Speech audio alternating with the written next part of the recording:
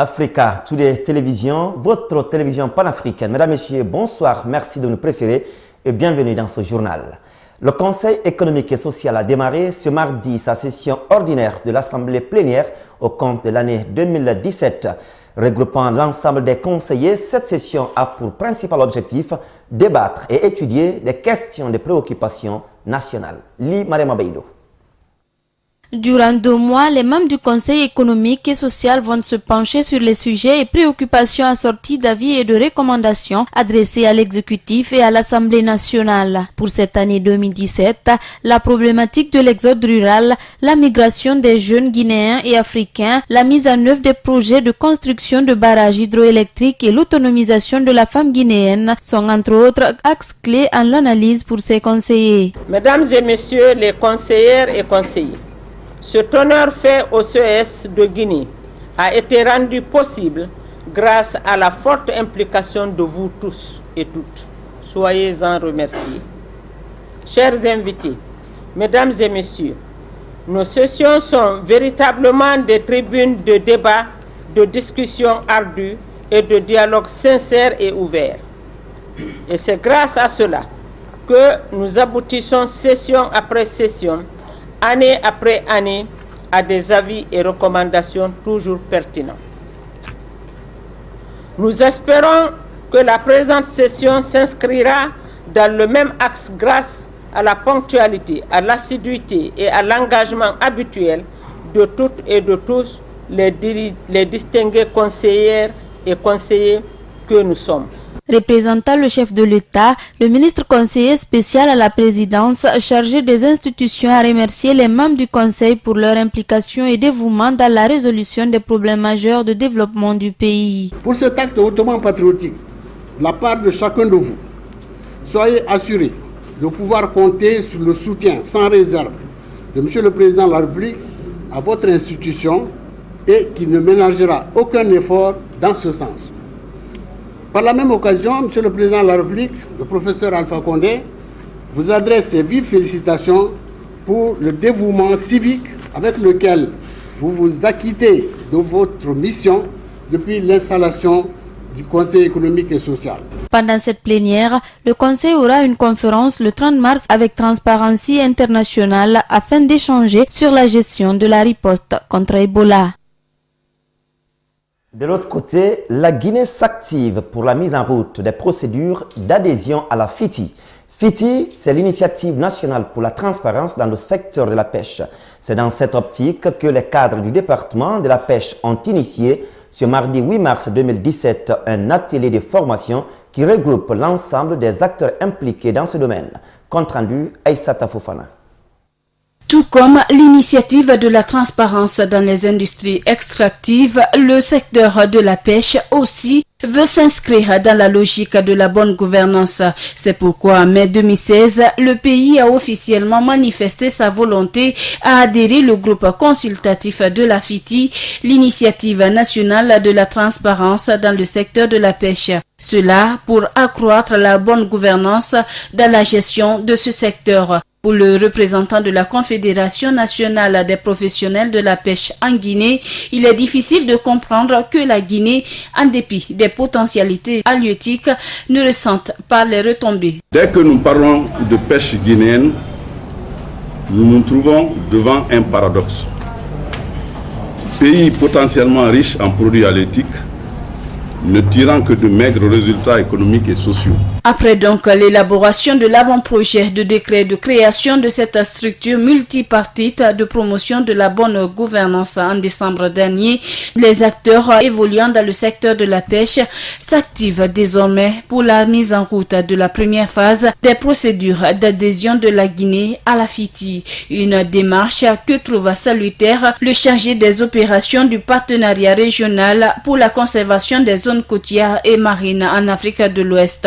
Une structure aussi impliquée dans la promotion de cette question auprès de la FITI. Depuis l'atelier de décembre dernier sur la transparence et l'étude des moyens et des modalités pour adhérer à la FITI, il a été mis en place par les participants une feuille de route qui identifiait clairement les différentes étapes dans ce processus.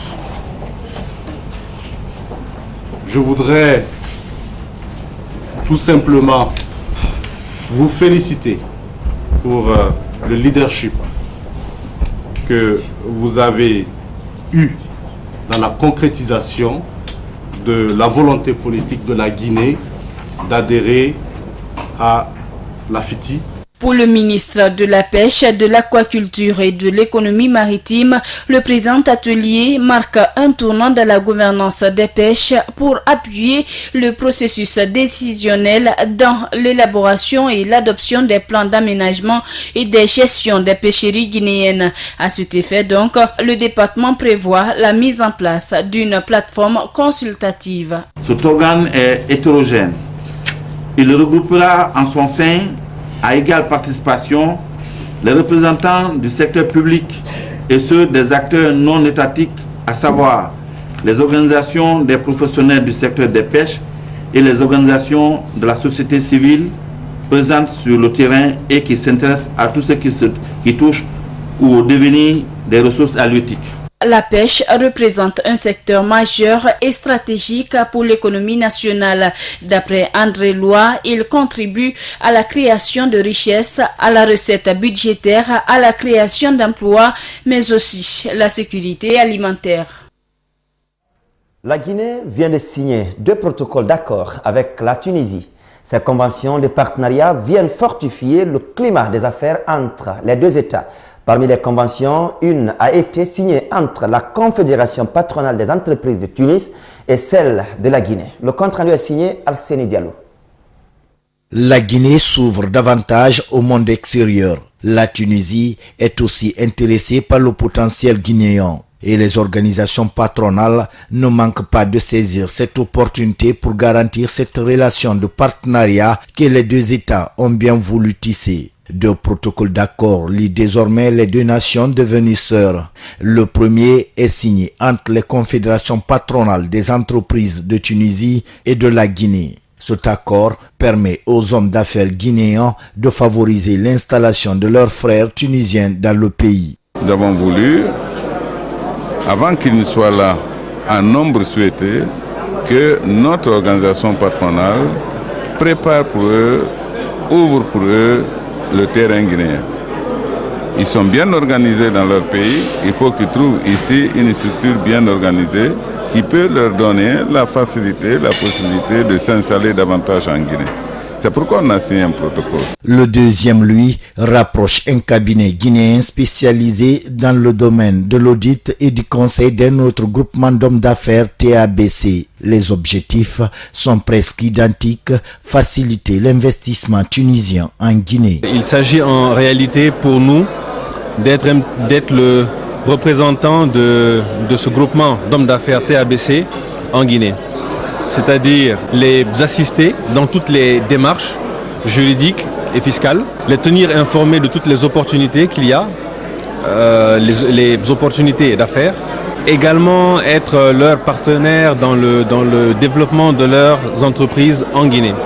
En créant toutes ces conditions d'investissement, les attentes de la Guinée ne sont plus masquées. Ce que nous attendons en réalité, c'est que ce ne soit pas juste un partenariat, que ça ne s'arrête pas juste à la signature de conventions, c'est qu'il y ait des investissements réels qui permettent justement à la République de Guinée d'améliorer un petit peu certains secteurs socio-économiques. Depuis 2010, le chef de l'État a promis le retour de la Guinée sur la scène internationale. Cette ambition serait-elle en train de se matérialiser? En tout cas, la Guinée semble devenue un véritable pôle d'attraction des investisseurs étrangers depuis quelque temps.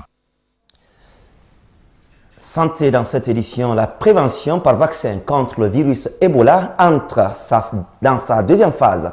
Le deuxième essai clinique portant sur des candidats au vaccin contre cette épidémie a été lancé lundi à Conakry. Cette opération devra toucher plus de 5000 personnes dans les pays affectés par cette maladie virale. Sa'alou Yambouno. Ebola, un souvenir que la Guinée ne compte plus revivre. Le pays s'active davantage dans la recherche de moyens de prévention contre cette maladie virale qui a endeuillé plus de 2000 de ces foyers. Après donc un premier essai clinique en mars 2015, la République de Guinée lance sous l'égide du consortium international Prévac le deuxième essai de phase 2 portant sur les candidats vaccins contre Ebola. Cet autre essai se fera en 3 phases. Il y aura 3 stratégies vaccinales, comme l'a dit le directeur. Il y aura le vaccin qu'a utilisé l'OMS en Guinée, c'est le RVSV, qui va, ceux qui vont être dans ce groupe-là, il y aura 5 groupes de vaccination. Ceux qui vont recevoir le RVSV vont être vaccinés encore une deuxième fois avec le même vaccin à J56, c'est-à-dire 56 jours après la première dose. Il y a le vaccin qu'on appelle AD26. Ceux qui vont recevoir ce vaccin, 56 jours après, ils vont recevoir un deuxième vaccin qu'on appelle le MWA. Et il y aura le vaccin RVSV. Ceux qui vont recevoir un groupe, la première dose, ils vont recevoir le même vaccin 56 jours après. Et il y aura 2 groupes placebo de contrôle pour voir l'efficacité des autres vaccins qui seront administrés. L'essai clinique Prévac, au dire des experts, dispose d'une efficacité tout comme le RVSV Zebov. Il se montre comme un essai de renforcement de dispositifs préventifs dans la lutte contre Ebola. L'essai Prévac vise à identifier les régimes de vaccination les plus promoteurs qui vont permettre de protéger les populations de la fièvre Ebola et puis de mieux se préparer dans l'hypothèse où une nouvelle épidémie pourrait survenir. Pour l'Agence nationale de sécurité sanitaire, un essai de plus ne peut que réjouir la Guinée qui voit son dispositif sanitaire se renforcer parlant de la maladie à virus Ebola. Dans la vie, il faut avoir plusieurs remèdes. Et on a l'aspirine contre les maux de tête, on a le paracétamol, l'ibuprofène. Tous ces médicaments-là peuvent soigner. Chacun a un médicament qui soigne son mal. Donc, c'est cette disposition d'esprit des autorités guinéennes pour avoir plusieurs remèdes. Et on ne sait pas quel est celui qui va être plus efficace. Il y a même un remède qui peut être efficace chez toi, mais pas chez l'autre. Donc on a laissé libre cours à l'utilisation de plusieurs vaccins contre cette maladie que vous tous vous connaissez, sa dangerosité. Pour le moment, 4 Guinéens se sont portés candidats et ont bénéficié de ce vaccin.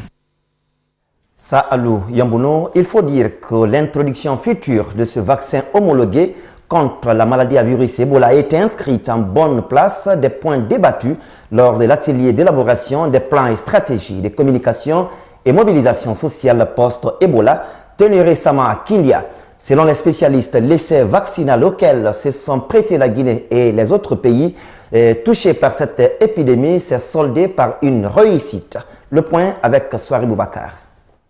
Ce vaccin qui a fait ses preuves lors de l'essai clinique effectué en 2015 sur des milliers de patients sera introduit dans les stratégies de riposte une fois enregistré et préqualifié pour son introduction.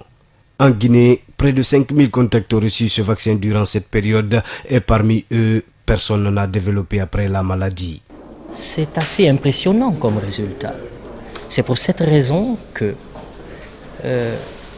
les experts en matière de vaccination ont donné leur accord pour que des stocks de ce vaccin soient produits et mis à la disposition des pays qui connaîtront de nouvelles flambées, afin que la vaccination permette très rapidement de juguler une éventuelle épidémie. Ce résultat, qui aux yeux des spécialistes est assez impressionnant, devrait amener les autorités du pays à introduire ce vaccin dans les plans de riposte.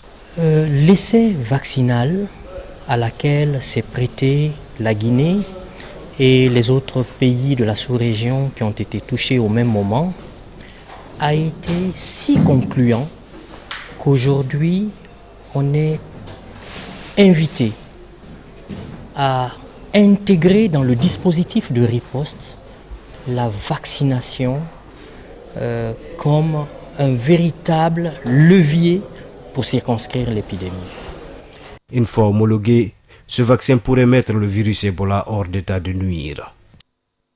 Direction l'intérieur du pays. Avant de retourner à Conakry, le torchon brûle entre Le nouveau et l'ancien préfet de l'Abbé, les deux hommes s'accusent mutuellement de mauvaise gestion et de détournement de deniers publics. Des révélations qui interviennent quelques mois seulement après le décret présidentiel limogeant et permettant des préfets dans certaines préfectures du pays. Commentaire Oumar Sow.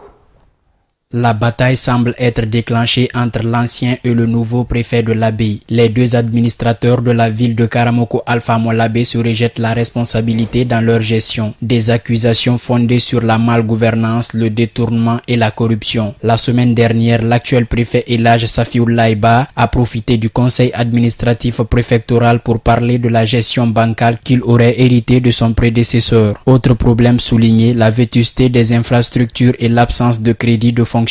Des révélations qui ont aussitôt conduit à la réaction de l'ex-préfet de l'Abbé, le lieutenant-colonel Mamadou Lamarana Diallo. L'ancien préfet de l'Abbé, actuellement en service à Dinguiraye, à son tour accuse son successeur de détournement et de mauvaise gestion. L'actuel préfet de Dinguiraye, joint au téléphone par nos confrères des sites d'information, accuse Elhadj Safioulaye Ba, son successeur, d'avoir détourné plus de 600 millions de francs guinéens. Et cela lors de son premier passage aux affaires comme préfet de l'Abbé. Un fonds qui devrait servir à la réalisation d'un pont reliant le quartier Kouroula à celui de la mairie en plein centre-ville. En plus, l'actuel préfet de Dinguiraye parle de disparition de plusieurs autres fonds obtenus lors de la transition sous la gestion de Safioulaye Ba. Face à ces révélations, qui des deux hommes dit vrai dans cette affaire? Pour l'heure, attendons de voir, d'autant que les deux administrateurs qui ont eu auparavant la chance de gérer cette préfecture se disent prêts pour toute confrontation devant le ministère de tutelle. Et cela pour éclairer la lanterne des uns et des autres dans cette affaire. Oumar Sow, c'est un dossier à suivre. Comme le dirait l'autre, on retourne à présent à Conakry. La Guinée est bel et bien une famille. Cette affirmation de Néné Moussa Maléa Camara se confirme par l'essayiste Fodé Moussa Nabé dans ce premier ouvrage intitulé Karamo Sekou Diafodé Nabé, l'érudit humaniste de Banko Oulada. Dans cet ouvrage dédicacé ce mardi à Conakry, l'auteur retrace avec beaucoup d'émotion sa tendre enfance dans son Banko natal et les relations sociales entre le Oulada et d'autres régions de la Guinée. Bountourabi Keita. Il aura fallu 5 années de recherche pour Fodé Moussa Nabé d'écrire ce livre de 75 pages. En parcourant essentiellement les différents paragraphes de son récit, l'on découvre les liens familiaux séculaires qui existent entre les différentes communautés de la Guinée. Dans cet ouvrage, je me suis rendu compte que le Oulada s'étend dans le Tormelin, le Oulada s'étend au Fouta Djalo, le Oulada s'étend dans le Sankara. Donc effectivement, comme Maléa l'a dit, la Guinée est une famille. Le message que j'adresse, j'invite l'ensemble de mes frères à poursuivre mon œuvre, c'est-à-dire à chercher l'histoire, parce que c'est grâce à l'histoire qu'on peut se connaître. Et comme je l'ai dit dans l'assistance, je regrette que nos parents n'aient pas reconnu que Feu Général Lansana Conté était effectivement un fils du Oulada. Effectivement, il est du Oulada et il est originaire de Taslima, qui est un village maintenant qui a disparu. Je vous remercie. Cet essai retrace aussi les souvenirs d'enfance de son auteur et les mérites de l'érudit de Dabola qui a consacré toute sa vie à l'humanisme dans le Oulada. Le jeune écolier et talibé que j'étais commençait sa journée ainsi que celle de mes camarades d'âge scolarisés par des leçons à l'école française et terminait celle-ci en groupe de camarades accroupis à terre autour d'énormes feux de branchage, 40 ans, récitant et scandant à gorge déployée les sourates et cantiques religieux. Quant à Karamo Morsumela Nabé et son fils Karamo Sekou Diafodé, hommes de Dieu, humbles et dignes, ils ont consacré leur vie à la défense de leur prochain en général et le Oulada en particulier. Pour la représentante de la maison qui a édité l'ouvrage, le récit de Fodé Moussa Nabé incite le lecteur à encore fouiller pour comprendre davantage la vie interconnectée des communautés guinéennes. Quand on fait un livre, et si moi je le lis ou quelqu'un d'autre le lit, non seulement il est renseigné, il est informé et il va être curieux. Parce que s'il y a des passages qu'il n'a pas compris, et qu'il cherche à vérifier, il ira dans des bibliothèques ou aller sur le web pour vraiment chercher à vérifier il a comparé ce que l'auteur a dit dans un passage dans son... L'histoire racontée par ce TCiste a été narrée par un doyen de Oulada. Une histoire qui amène des personnalités présentes à cette dédicace à appeler les jeunes à s'intéresser à l'histoire du pays. La Guinée est vraiment une famille et les images même en font foi. Après 2 jours de combat au compte du championnat de karaté Tika Zone 2 qui s'est déroulé du 22 au 26 mars dernier à Conakry, les avis des athlètes divergent dans l'appréciation du déroulement. Quand certains apprécient l'accueil et le niveau de compétition, d'autres par contre dénoncent et accusent la commission technique d'une mauvaise organisation. Moussa Sefa Kamara les a écoutés, suivez son reportage. À la fin de toute rencontre sportive, il y a toujours des vaincus et des déçus. Chacun manifeste sa joie ou son mécontentement par un discours selon la teneur des faits ressentis. Le championnat de karaté de la Zone 2 nous a aussi offert des idées différentes sur le déroulement du tournoi par les athlètes. Aboubakar Samake, un combattant malien de la catégorie espoir, ne fait aucun cadeau à l'arbitrage. Vous savez, en karaté, on ne peut pas quand même tout faire correctement, mais on fait une comparaison comme on monte 2 à 2. Un petit problème d'arbitrage, on voit directement qu'il y a d'autres arbitres qui ne sont pas pour d'autres pays, ça se sent directement. Donc il y a un problème d'arbitrage. Par contre, le Sénégalais entraîneur du comité de toutes les catégories se réjouit de cette manifestation sportive. Je tire le chapeau à la Guinée, parce que ce n'est pas notre première sortie. On était ailleurs dans les éditions passées, mais là ce qu'on a vu, sérieusement, mention spéciale à la Guinée, mention spéciale à la commission d'organisation, mention spéciale à la Fédération guinéenne de karaté. Malgré ces divergences, les observateurs affirment que la Guinée a bel et bien gagné le pari en organisant ce tournoi de karaté de la Zone 2. Il revient maintenant à la Fédération guinéenne de karaté de tirer les leçons et corriger les faiblesses constatées par les uns et les autres pour le rayonnement de ce sport.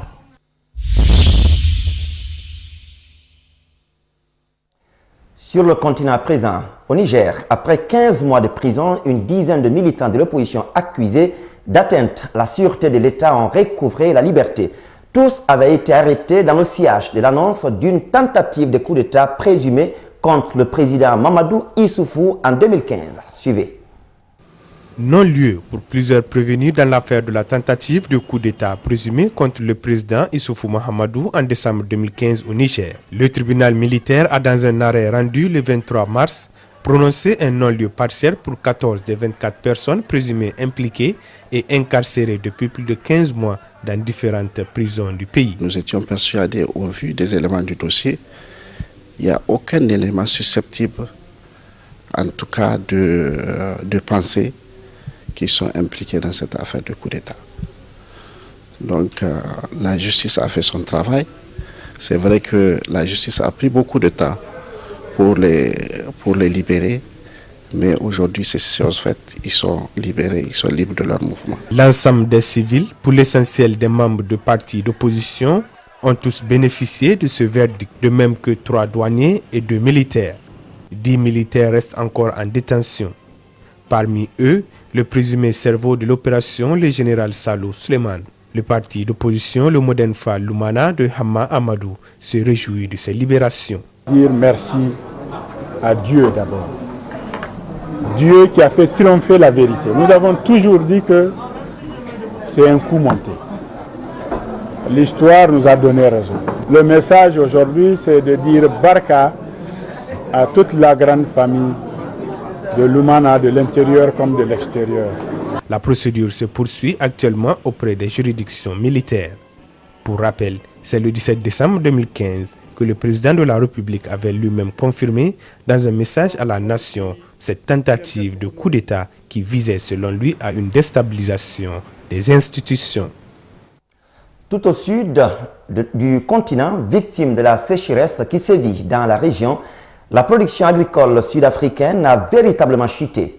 Le maïs, par exemple, qui représente aujourd'hui la principale culture vivrière du pays, a enregistré une baisse de 22% de sa production. Suivez.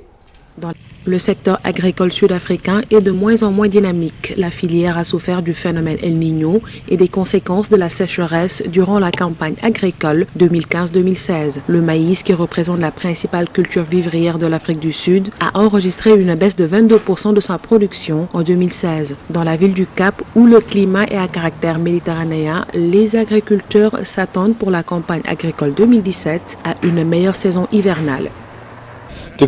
Notre activité est au ralenti. Nous subissons les coups durs de la sécheresse.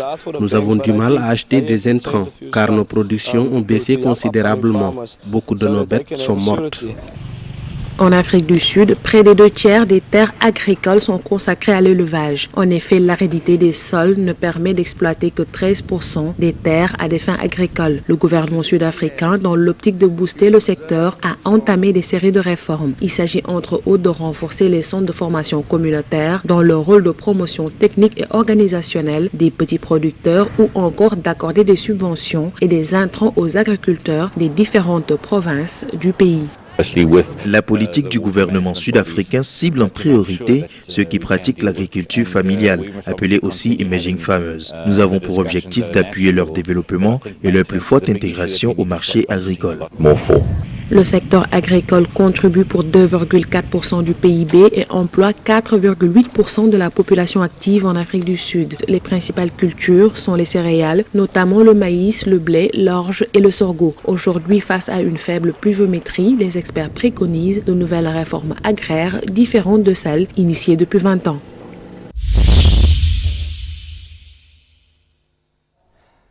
Ailleurs dans le monde, en France, la sécurité des Chinois est une priorité.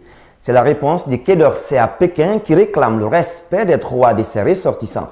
Échange diplomatique qui fait écho aux heures d'hier à Paris. Un rassemblement de 150 personnes qui a dégénéré après la mort d'un ressortissant chinois tué par des policiers dans des conditions encore troubles et très troubles d'ailleurs. Suivez. Une manifestation qui dégénère et qui tourne à l'émeute. Ils étaient près de 150 hier soir à venir crier leur colère devant le commissariat du 19e arrondissement de Paris. Un rassemblement organisé par des ressortissants de la communauté chinoise après la mort d'un des leurs tué par un policier de la BAC au cours d'une intervention. Dimanche soir, la police est appelée dans cet immeuble du 19e arrondissement pour un différend familial. Le père de famille, un Chinois de 56 ans, ouvre la porte, une paire de ciseaux à la main. L'intervention tourne au drame. La fille qui était près de son père, d'ailleurs, nous le dit, jamais à aucun moment, son père n'a attaqué les forces de police. Jamais. Il avait juste le ciseau en main et, selon les dires de sa fille, un coup de fusil à pompe est tiré. Directement, sans sommation. Une version que contestent fermement les policiers. Selon eux, la victime les aurait agressés. Ils parlent de légitime défense. L'individu tout de suite ne cherche pas à nouer le dialogue ou à essayer de s'expliquer. Ils font sur les fonctionnaires de police. Ils attaquent à 2 reprises les fonctionnaires de police. Il y a un fonctionnaire de police qui est blessé à l'aisselle, donc il y a une plaie ouverte. Une enquête vient d'être ouverte par la police des polices et ce matin, la porte-parole du ministère des Affaires étrangères chinois a exigé de la France qu'elle protège ses ressortissants. Dans la métropole, la Guyane ne décolère pas. Deuxième jour aujourd'hui d'une grève générale illimitée. Chômage et pauvreté endémique, insécurité croissante et les Guyanais en ont assez. Ils comptent le montrer en manifestant aujourd'hui pour éteindre l'incendie social. Le gouvernement a annoncé plusieurs mesures et l'arrivée d'une délégation ministérielle. Suivez. Dans la grande métropole, tout est fermé. Les écoles, les échoppes, les supermarchés. Ces commerces sont fermés. Vous verrez, même il y a un restaurant, tout ça c'est fermé, c'est quasiment mort. Autour des villes, des barrages filtrants ont été installés. Les restrictions de circulation s'appliquent à tout le monde, ou presque. Personnel médical, vous pouvez y aller, on laisse passer le personnel médical. On n'a jamais vu autant infirmières et médecins en Guyane. 37 syndicats ont voté pour une grève illimitée. Les doléances concernent toutes les professions. Ces paysans, par exemple, sont très déterminés. On est une semaine après le début, tout le monde est motivé. Donc ça veut dire que personne ne lâchera rien, quoi qu'il en coûte. Ils se sentent abandonnés par la métropole et dénoncent pêle-mêle l'insécurité, la vie chère et les manques dans l'éducation. À Saint-Laurent-du-Maroni, enseignants, lycéens et parents d'élèves ont exprimé ensemble leur ras-le-bol. Je recevais beaucoup de messages des jeunes voulant participer à la mobilisation. Du coup, nous avons commencé à créer un groupe WhatsApp du lycée Lumina Sophie. On a pris les revendications. C'est l'avenir de notre pays, cette jeunesse. Vous les avez entendus s'exprimer avec foi, avec cœur. À l'initiative du mouvement, les 500 frères, toujours cagoulés et en uniforme noir.